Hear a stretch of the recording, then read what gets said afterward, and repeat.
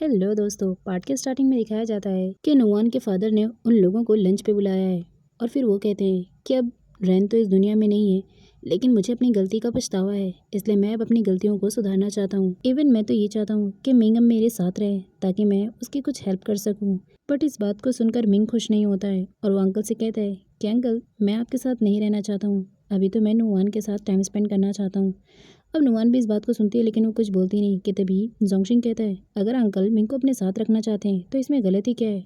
वो उसकी हेल्प करना चाहते हैं तो हमें लगता है कि मिंग को अब अंकल के साथ ही रहना चाहिए।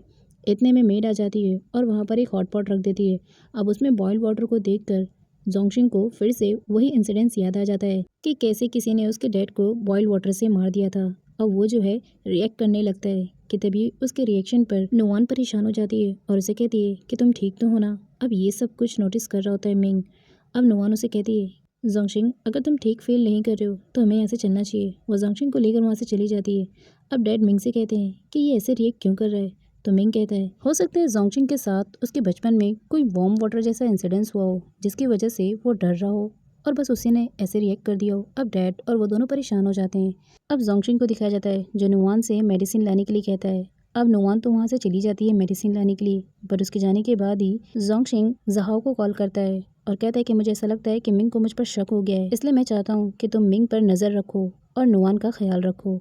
लेकिन हाँ, वो कॉन्ट्रैक्ट पेपर मुझे अभी तक मिले नहीं है। तो जहाओ कहती है, एक बार तुम अंकल के स्टडी रूम में चेक करो। वो अंकल के स्टडी रूम में पहुँच जाता है और वहाँ पर जब वो उसकी मॉम का मेमोरियल प्लेट थोड़ा सा टच करके हिलाता है तो सामने से एक बॉक्स खुलता है जिसमें एक लॉकर होता है।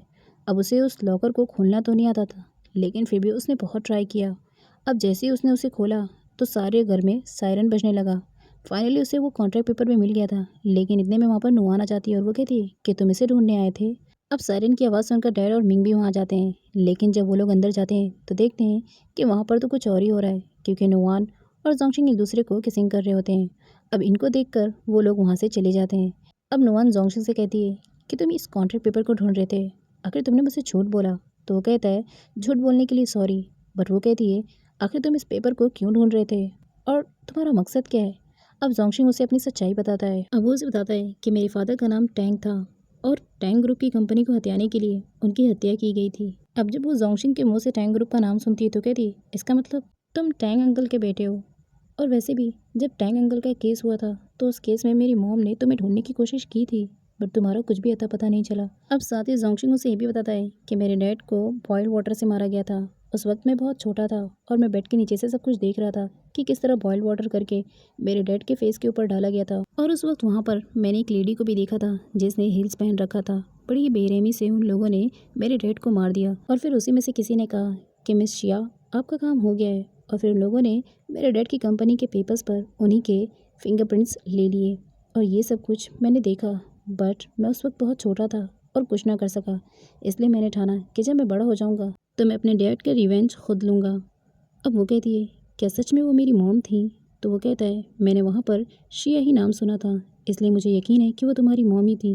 वो कहता है कि मैं अपने डैड का नाम क्लियर करना चाहता हूँ, क्योंकि इस सब में जिन लोगों के शेयर्स डूबे वो मेरे डैड को बेईमान समझते हैं। अब जोंगशिंग की पूरी बात सुनने के बाद नुआन उसे हक करके कहती है कि वो भी अपने मॉम का नाम इस सबसे क्लियर करना चाहती है, इसलिए ये केस भी उसके लिए इतना ही ज़रूरी है जितना कि तुम्हारे लिए। अब नुआन और जोंगशिंग उस कॉन्ट्रैक्ट पेपर को लेकर जाहो के पास पहुंचते हैं। उन दोनों को एक साथ देखकर जाहो तो सबसे पहले हंसने लगती है और ये कहती है कि मुझे तुम लोगों से ये पूछना है कि तुम लोग मैरिड हो या नहीं। अब यहाँ पर जोंगशिंग तो ये कहता है, तुम्हें कोई शक है? बट नुआन ये कहती है कि हम लोग सिर्फ बिजनेस पार्टनर्स हैं। बट तभी जोंगशिंग कहता है कि पहले हम काम की बातें कर लें।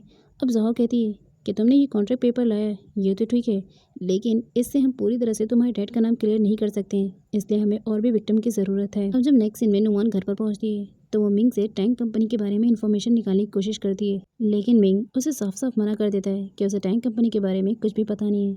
अब वो उसे बातें करना चाह रहा था, लेकिन वो वहाँ से उसे बिना कुछ बातें किए चली जाती है। अब हमें जोंगशिंग को दिखाया जाता है जो ये सोच रहा होता है कि जाहो के सामने नुआन ने उसे अपना हस्बैंड क्यों नहीं कहा और तो और उसने उसे अपना बिजनेस पार्टनर क्यों कहा। अब जोंगशिंग तो यही सब कुछ सोच रहा होता है, लेकिन इतने में वहाँ पर नुआन आ जाती है। नुआन तो बहुत ही फ्रेश मूड में लग रही थी, वो उसे बुलाती है अपनी तरफ। अब वो उससे कहता है, मैं तुम्हारी बात क्यों मानूँ, क्योंकि मैं तुम्हारा बिजनेस पार्टनर हूँ, जो मेरा दिल चाहेगा मैं वो करूँगा। लेकिन फिर भी नुमान के बुलाने पर वो उसके पास चला जाता है। अब नुमान उसे अपनी शर्ट उतारने के लिए कहती है। पहले तो वो नहीं मानता, बट बाद में जब वो अपनी शर्ट निकाल रहा होता है तो नुमान उसे पीछे से हक कर लेती है और आकर उसे सीधा किस कर लेती है। नुमान के डैड मिंग के पास आते हैं और कहते हैं कि मिस्टर टैंक के साथ जो इंसिडेंस हुआ था उसमें शिया ग्रुप के साथ साथ मिंग ग्रुप भी था, और अब यहाँ पर टैंक ग्रुप का यंग मास्टर लौट आया है। अब मिंग उसकी बातों को इग्नोर कर देता है। तो वहीं दूसरी तरफ मॉर्निंग के सीन में मिंग नुआन को रोकना चाहता था। इन शॉर्ट वो उससे बातें करना चाहता था, लेकिन वो कहीं जा रही थी। वो जल्दी में मिंग के पास आती है और कहती है कि अगर तुम्हें बुरा ना लगे तो मैं तुमसे आकर बात कर लूँगी, और फिर वो वहाँ से चली जाती है। लेकिन मिंग तो गुस्से में हो जाता है। अब नुआन को दिखाया जाता है जो जोंगशिंग के साथ कहीं और नेबल की डेट पर होती है। लेकिन इस डेट पर बहुत अजीब चीज़ होती है, ये दोनों ही एक दूसरे को देखकर कुछ भी रिएक्शन ही नहीं कर रहे होते हैं। अब जोंगशिंग रोमियो को मैसेज करता है कि तुमने जो मुझे आउटफिट दिया था वो मैंने पहन लिया, लेकिन वो तो कोई रिएक्ट कर ही नहीं रही है। तो वहीं नुआन भी ज़हाओ को मैसेज करती है कि तुमने जो आउटफिट मुझे दिया था मैंने वो पहन लिया, बट जोंगशिंग ने तो अभी तक कुछ रिएक्ट नहीं किया। उसके बाद ये दोनों इधर उधर की बातें करने लगते हैं। इतने में नुआन को भूख लग जाती है, तो वो पास में ही एक हॉटपॉट रेस्टोरेंट में जाने की जिद करती है। लेकिन फिर उसे याद आता है कि जोंगशिंग को एलर्जी है, तो वो जाने से मना करती है।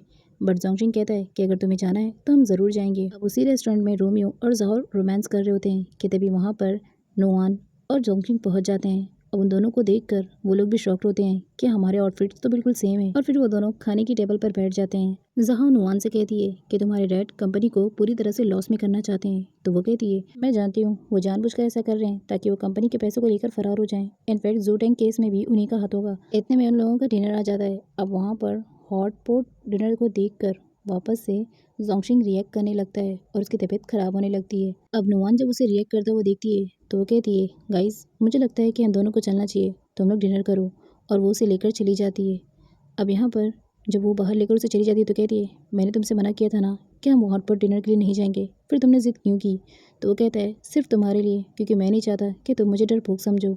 अब नुआन जोंगशिंग से कहती है कि तुम्हारा मूड चेंज करने के लिए हम हॉट स्प्रिंग बात लेंगे। पहले तो वो मना करता है, लेकिन नुआन उसे ज़बरदस्ती लेकर चली जाती है। उसका मूड नहीं होता, पर वो कहती है कि क्या तुम मेरे साथ भी हॉट स्प्रिंग बात लेना नहीं चाहोगे? फाइनली जोंगशिंग मान जाता है उसकी बात, और उसके बाद उन दोनों को हॉट स्प्रिंग बात में दिखाया जाता है जहाँ पर वो उसकी बेली पर टैटू बना रहा होता है। अब यहीं पर नुआन उसे अपनी मॉम के बारे में बताती है कि मेरी मॉम के साथ एक बार ऐसे ही कुछ इंसिडेंट हुआ था जिसकी वजह से उनके बैकबोन में प्रॉब्लम आ गई थी, इसलिए उन्होंने हील्स को पहनना छोड़ दिया था। अब यहाँ पर जैसे ही जोंगशिंग उसकी मॉम की बात को सुनता है तो वो कहता है, मैंने उस लेडी को हील्स में देखा था, इसका मतलब वो लेडी तुम्हारी मॉम नहीं थी, वो कोई और था। पर कौन था मुझे ये पता लगाना पड़ेगा। अब नुआन उसकी बातों को सुनकर कहती है कि मैंने कहा था ना कि मेरी मॉम ऐसा कुछ नहीं कर सकती, और उसके बाद इन दोनों के बीच में हमें रोमांस दिखा जाता है। तो वहीं पर अब ज़हाओ उसी कॉन्ट्रैक्ट पेपर को लेकर नुआन के डैड के पास आती है और कहती है कि ये कॉन्ट्रैक्ट पेपर अब मेरे पास है। नुआन के डैड तो उसे नहीं पहचानते, तो कहते हैं आखिर तुम हो कौन? वो कहती है, डैड मैं आपकी बेटी रैन हूँ। वो कहते हैं, रैन तो मर चुकी है, पर तुम हो कौन? तो वो कहती है, डैड मैंने किडनी के लिए जब नुआन का इस्तेमाल कर लिया तो फिर क्या मैं ज़हाओ का इस्तेमाल नहीं कर सकती हूँ? और इतना कहकर वो उन्हें पेपर देने से मना कर देती है।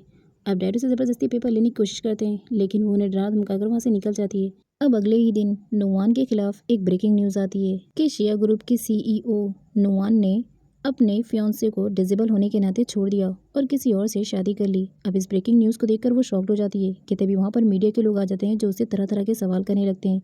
इतने में ही वहाँ पर जोंगशिंग पहुँच जाता है और वो किसी तरह नुआन को वहाँ से बाहर लेकर आता है।